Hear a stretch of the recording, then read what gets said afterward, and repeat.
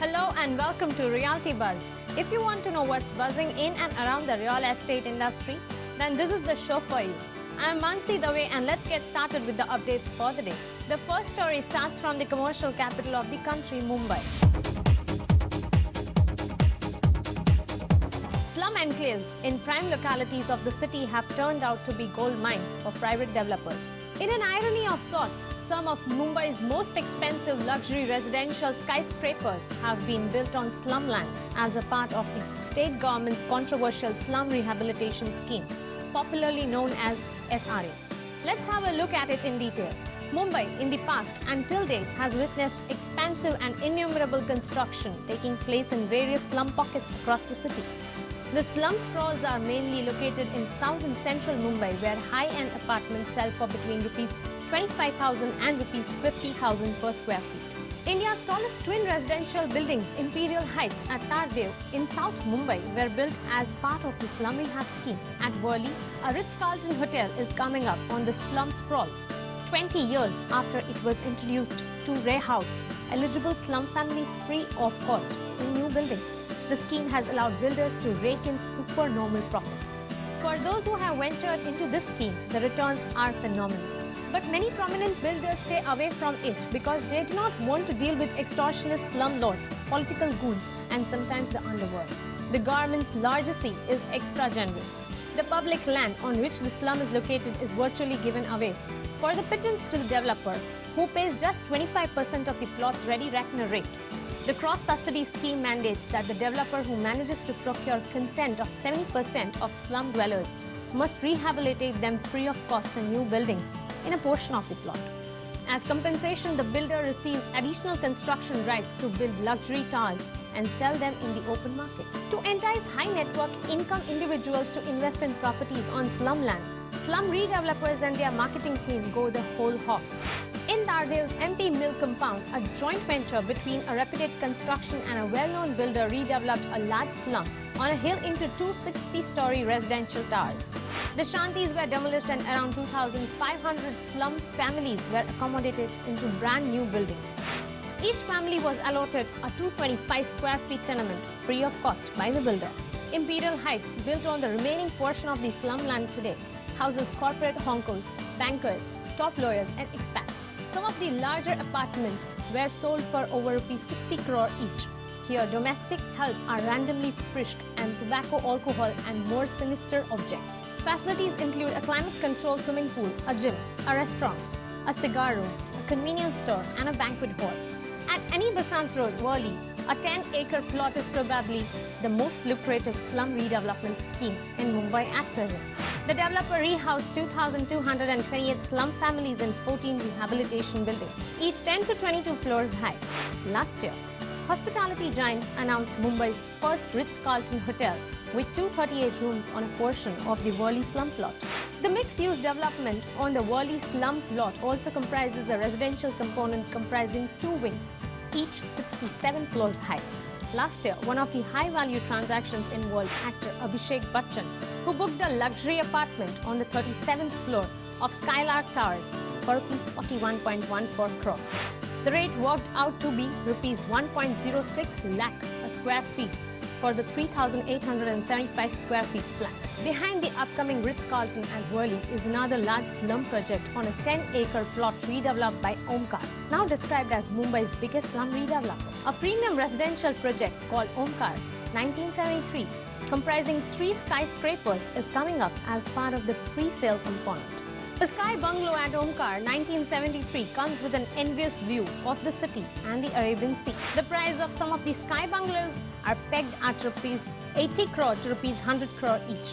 Just adjacent to these high-end towers are new dwellings, Cheek by Jowl, where slum families have been accommodated in 1,309 tenements in 10 23-story building by Omkar.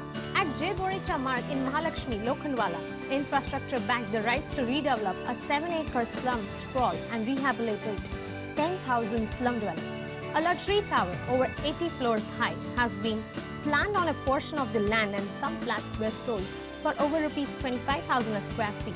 Perhaps the most lucrative slum pocket in the island city is a 17-acre encroached plot near E. Moses Road in Worli, with a development potential estimated to be around rupees 8,000 crore. For the past several years, two developers fought over its redevelopment. Well, last year, the rival builders decided to join hands and redevelop it together.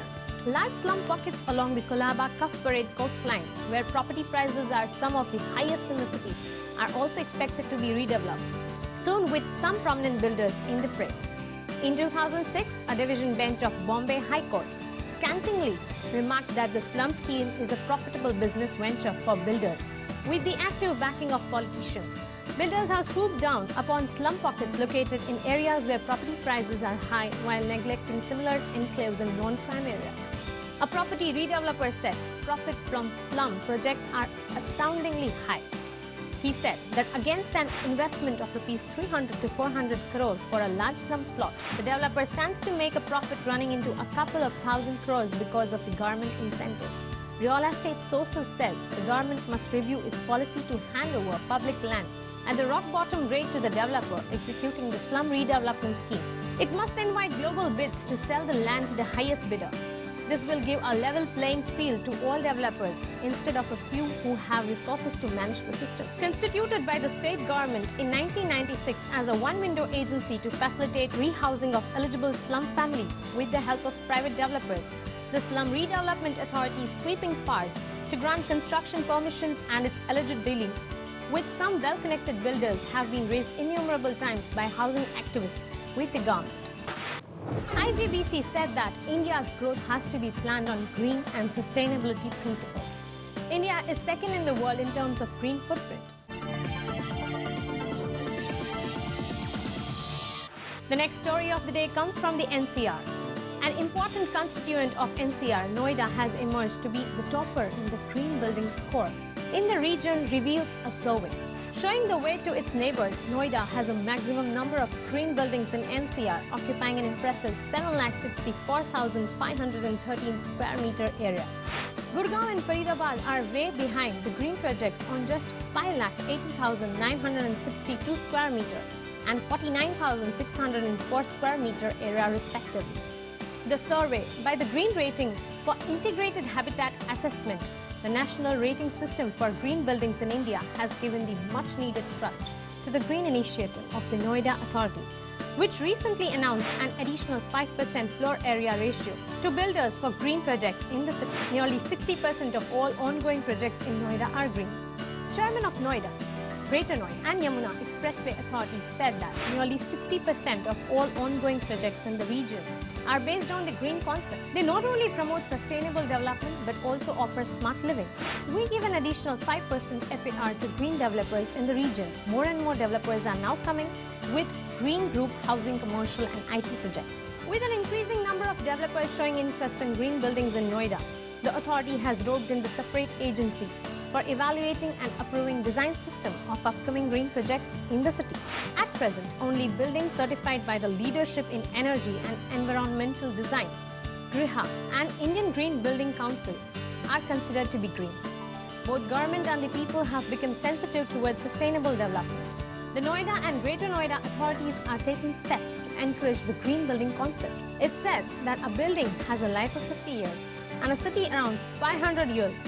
So the way development takes place will affect the resources available. Energy efficient and sustainable buildings will have much lesser impact on the ecological and natural resources. Increasing number of builders are now building green projects in Noida, and the authority is doing all that's possible to push the green initiative, said Noida Authority's chief town planner. IGBC said that India's growth has to be planned on green and sustainability principles. India is second in the world in terms of green footprint. It's been said that Noida has a great potential in developing itself as a green city. A commitment to have energy-efficient applications, renewable energy, rainwater harvesting, and water recycling is required to achieve this.